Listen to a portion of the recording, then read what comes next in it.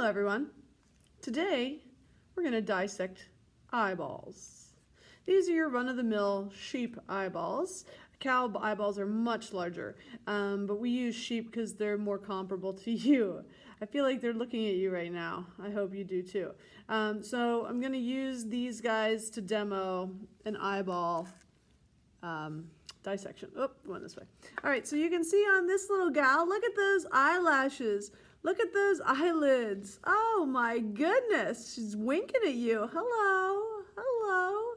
So eyelids and eyelashes and eyebrows, for that matter, are there to protect your eye. They close real quick and catch debris as things are darting in at you. It's a great evolutionary thing, right, to have these eyelids that cover your eyes.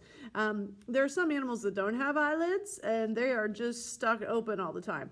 Other things your eyelids do is they moisten the eye. So every time you blink, your eye gets coated with a great little bit of moisture. If you ever develop something called Bell's palsy or other disorders where your face becomes paralyzed in certain places, your eye can't blink and your eye will dry out and you have to cover it with Vaseline and other things to keep it moist. As we turn around to the back side of the eye, there are about 4 or 5 muscles, skeletal muscles that are attached to this eye that help you to look up, down, side to side, and then roll your eyes. They've been removed. As you can see, here's one little guy sticking out. There's a lot of fat around your eye. Your eye actually has a fat pad so that your eyes don't look all sunken in, right? You've seen people whose eyes are all sunken in. A lot of times older folks' eyes look sunken in, and that's simply because they've lost a lot of the fat up in their scalp and facial area. All the way on the back here, it's kind of hard to see, but there's a little nubby thing right here. This is your optic nerve. That optic nerve, when we did the brain the other day, runs straight back to the brain, crisscrosses, and then goes back to your occipital lobe to allow for vision to happen. So very close to your brain, that optic nerve shooting straight out the back of your eye. Okay. So I'm going to use the other eye because this one, I hate to take off its eyelashes. Aren't they beautiful? Some people pay for eyelashes like that. Anyway, stick you over there. All right, so here we go. I'm removing some of the fat and excess tissue on this eye so I can get all the way down to the eye itself.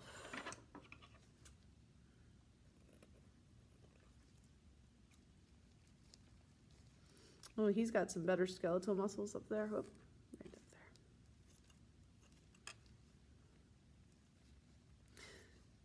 So I'm not doing this live because Governor Wolf just ordered a stay-at-home order, excuse me. So I'd rather dissect this stuff in here than take it home. So here we go. Here's our nice eye. This on the front where you'd put your contact, if you wore contacts, right there, that's called your cornea. It should be a thin layer that's clear and not bumpy. Any bumps or misshapenness on this cornea is going to direct the light to the wrong place on the back of your retina, or on your retina, I guess I should say, and then you're not going to be able to see properly. So a lot of people will put a piece of glass in front of them or a contact to redirect the light so that it hits the right spot on the back of the retina instead of these curvy spots, which are going to make your vision blurry. You can also abrase your retina, which means scratch it. So you got a piece of sand on it at the beach and you keep rubbing and keep rubbing and keep rubbing. You can abrase that. That causes a lot of pain, tearing, and something called photophobia, which means you're afraid of the light or the light hurts you. All right, I'm going to get to the meat of this. I should also tell you about the white of the eye. Everybody's got white on their eye. That's called your sclera. Right. So all I'm doing now is I'm going to cut this eye open. And a lot of fluid lives inside your eye. That's your vitreous and aqueous humor. And it gives you that round appearance, or it helps to keep your eye looking round. That's why when we went to the funeral home director put caps on the people's eyes because they lose a lot of fluid out of their eyes, just dehydrating as we go.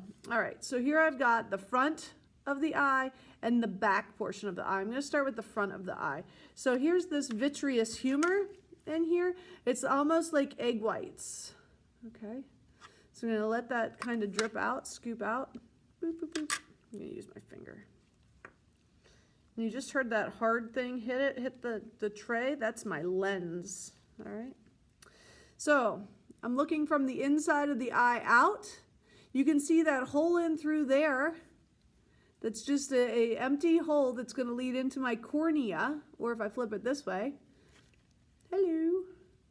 Here's my cornea where I'd put my contact, and you can kind of see in there where the light's coming through.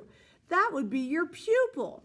To you, you think of it as a black dot on your eye. Actually, it is just an opening to the back of your eye.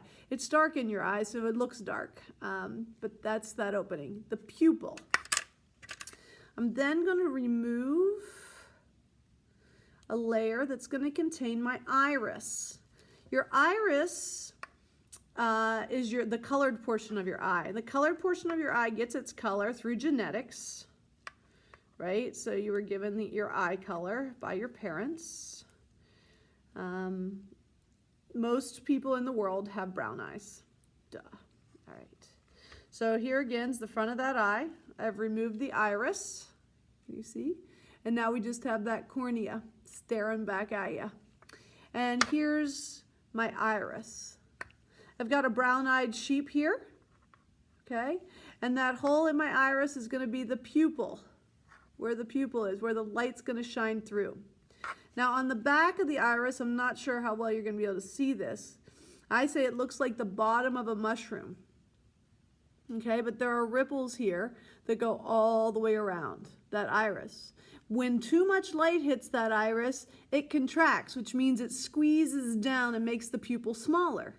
When it's dark in the room, your iris relaxes and it allows for more light through. So that iris is actually your aperture of your camera, allowing enough light in and out of that eye so that you can see objects in front of you. After the light passes through the cornea, right? It's going to go through the pupil and it's going to hit this bag of fluid, and it's pretty hard in my sheep. Look, I can skewer it. That's your lens.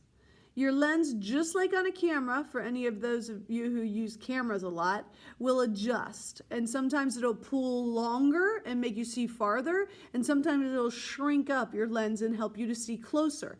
And the lens in your eye actually does that. It has muscles that are attached to it, ligaments and muscles that are attached to it, and your eye, as you try to focus, will pull that longer to see farther away, and will shorten it to see closer. So as you're standing on the beach, looking out at your friend playing in the water, and then you look beyond that to see the surfer, and then you look beyond that to see the cruise ship that's been out there since March 7th because they can't come back because there's sick people on it.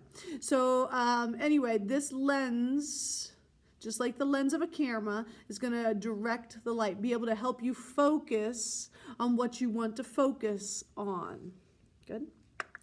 All right, let's go to the posterior portion of the eye. Here's the rest of this vitreous humor. Like I said, thick like an egg white. See it? Oh, or a booger. If I remove this layer of tissue, you can see my retina. It looks like a shiny inside of an oyster or a mussel or a seashell.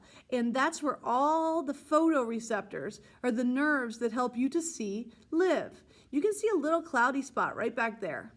Attached to that is my optic nerve. There are no photoreceptors where the optic nerve inserts on the back of the eye. That means that's your blind spot. You cannot see anything when the light is directed right back there. All right, I'm going to show you how thin and fragile your retina is. Look at this. Pulls right off the back of that eye. There you go. There's your retina. Everything that allows you to see, all those photoreceptors, nerves that send signals of light to your occipital lobe, are located right there. So here we have just a whole bunch of eye in front of us on my tray. Oops. Here I have the front of the eye. It's got the cornea on it. And that cornea behind it is going to have the pupil along with the iris. It's going to dilate and contract depending on the amount of light in it.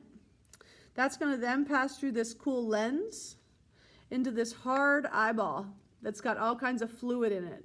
That's going to actually flip our what we can see. So if you've ever looked at yourself in the front of a spoon, if you haven't, try it when I leave you. Look at yourself, you'll be upside down. Because of this shape of the eye, the concave shape, it's going to flip the object that we see. But that object is going to be directed right here on this retina and then sent to the occipital lobe of the brain. Thanks for watching.